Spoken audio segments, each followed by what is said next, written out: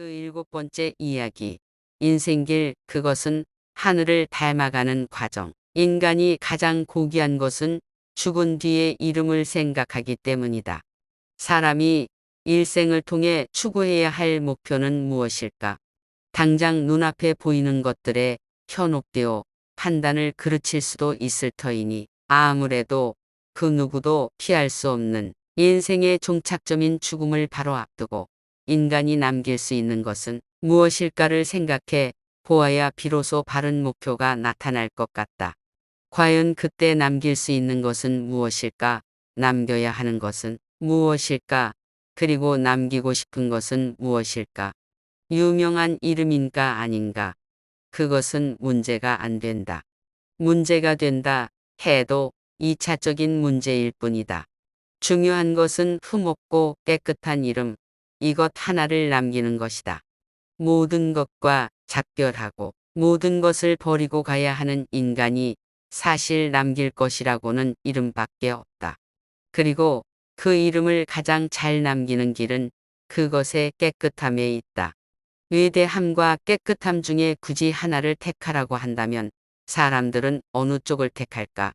위대함을 연상시키는 이름이라 할지라도 그것은 깨끗함에 바탕을 두지 않을 수 없다. 사실 깨끗함은 위대함을 뜻하는 것이기도 하다. 평생을 통해 한결같이 인간의 도리를 지켜온 사람만이 간직할 수 있는 것이기 때문이다. 옷 한 장 걸치지 않고 완전히 빈손으로 이 땅에 와서 배우고 익히고 웃고 울고 해가며 살다가 역시 빈손으로 가고 말지만 갈 때는 그동안 산 족적이 필연적으로 남게 되고 그 사람의 이름 석자는 그의 삶 전체를 연상시켜주는 역할을 한다. 빈 몸으로 왔다가 빈 몸으로 돌아가는 과정에서 우리는 무엇을 구하는가? 완전함을 향해 나아가고 싶어 한다. 공부도 일도 인격도 모두 보다 더 높은 곳에 이르기 위해 노력한다. 완성을 향해 나아가는 모든 목표 중에서도 인간의 됨됨이를 완성시키는 일은 모든 사람들 마음의 가장 깊은 곳에 자리한 소망이라고 나는 생각한다. 교육을 통해 배운 도덕과 도리, 양심을 통해 전달되는 메시지들은 인간이 마땅히 어떻게 살아야 하는지를 끊임없이 일깨워준다.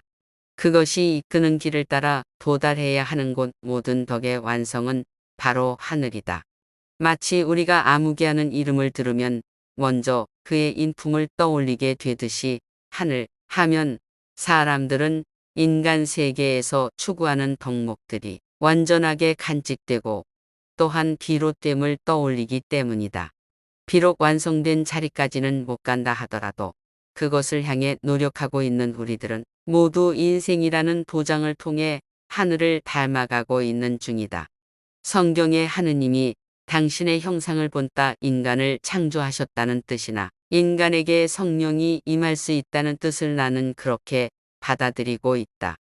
또 모든 인간에게 불성이 있다고 한 의미나 천인합일의 경지를 이상으로 하는 철학이 가리키는 바가 바로 인간이 만물의 영장이 되어 이 세상에 존재하면서 다른 생물과 근본적으로 다른 의미를 설명하고 있다고 생각하게 한다.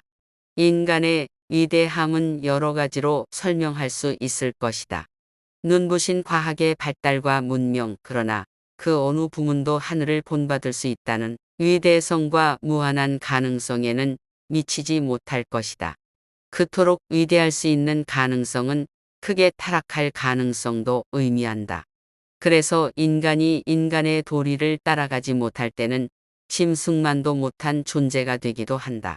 인생 가는 길, 굽이굽이 힘든 고비도 많고 유혹도 많다. 그 모든 상황 속에서도 오로지 등대를 향해 한 길로 나아가는 배와 같이 생에 참된 등대를 찾아내고 그곳을 향해 흔들림 없이 나아가는 사람만이 생을 값어치 있게 살다 간다고 할 것이다. 하늘을 닮아가는 과정, 그것이 바로 인생길이다. 얼마나 하늘과 가까워진 삶을 살다 갔는가를 그가 남긴 이름이 계속 말해줄 것이다.